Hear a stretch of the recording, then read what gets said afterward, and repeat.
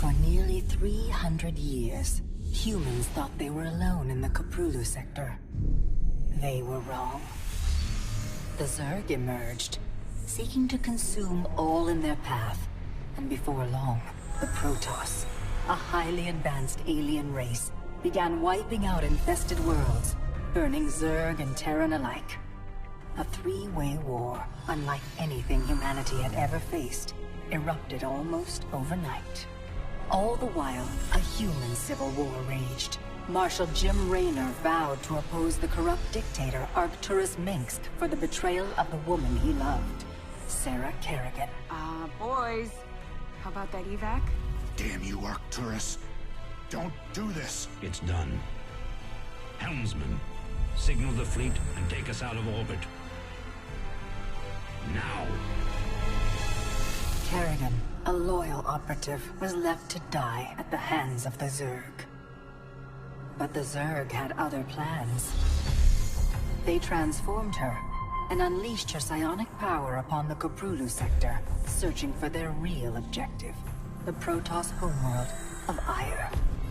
The Protoss were unaware of this danger and slow to respond.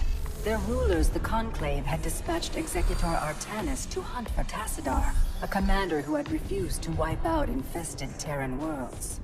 They crossed paths with a Dark Templar mystic, whose kind was considered heretics by the Conclave. Through great effort, Zeratul convinced Tassadar and Artanis that he was not their enemy. Together they rallied more Protoss from both factions against the Zerg. Despite the Conclave's fury, they achieved significant victories against the Swarm. But when Zeratul struck down one of the Overmind's Cerebrits, his own mind was left vulnerable. From his thoughts, the Overmind gleaned Ire's true location, and the Swarm descended upon the Protoss homeworld with all their might and fury. It was Tassadar who kept the Templar from extinction that day. Using the power of both the Templar and the Dark Templar, he sacrificed himself to kill the Overmind. Ire was lost, but Artanis led the survivors to the Dark Templar's homeworld of Shakuras. Old prejudices were set aside. The Templar were now in the Dark Templar's debt. Without the Overmind, the Swarm fractured. Kerrigan sought control of all the Zerg, even enlisting the aid of old friends and enemies like Raynor, Mengsk, and Zeratul. Once her rule was uncontested, the Queen of Blades betrayed them all. Billions of humans and Protoss were killed.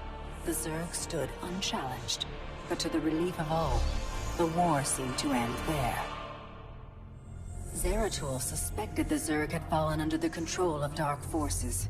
He uncovered prophecies stating that an ancient entity, Amon, was attempting to merge Protoss and Zerg lifeforms into an unholy hybrid, and that this evil might already have control of Kerrigan and her power. It was during this time that Executor Artanis, hailed as a hero, was made leader of both the Templar and the Dark Templar. As Hierarch, Artanis united both factions, and promised to one day reclaim the glory they had lost on Ire. Raynor had vowed to see Kerrigan dead, but his retaliatory strike failed. Even his rebellion against Mengsk's tyranny proved ineffective against the Dominion's propaganda machine. But with the arrival of old friends and mysterious new allies, Raynor revived his campaign against the Dominion, scoring major victories on multiple fronts. But Zeratul warned him about the encroaching darkness, and said the key to stopping Amon was the Queen of Blades. She was needed alive. In a daring raid on the Zerg homeworld of Char, armies from the Dominion and Raynor, with help from Arcturus' son Valerian, used an ancient Zelnaga artifact to neutralize Kerrigan's power and free her from Amon's grasp. The Queen of Blades was helpless. The Dominion wanted her dead.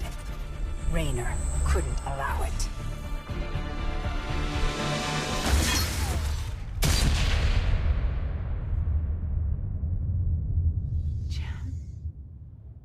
It's okay.